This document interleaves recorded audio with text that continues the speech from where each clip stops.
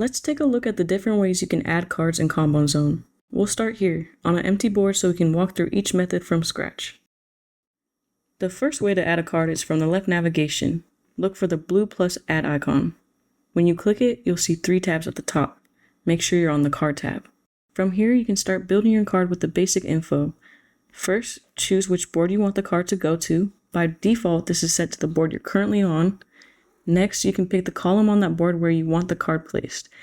If you would like to use a template for your card, you can select one here. Then there's the card title.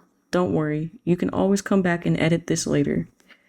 You can also add a card label. If you haven't created any labels yet, you can do that in board settings as well.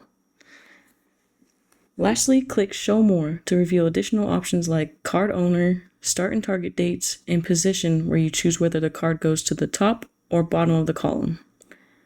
Once your card is filled out, you have 2 options. Click Add to send it straight to the board, or click Add and Edit to keep building it out with all the available card options.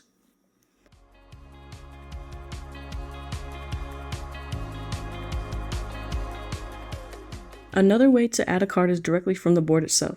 At the top of each column, you'll see an Add Card option. Clicking this opens a quick menu where you can choose a template, title, and label.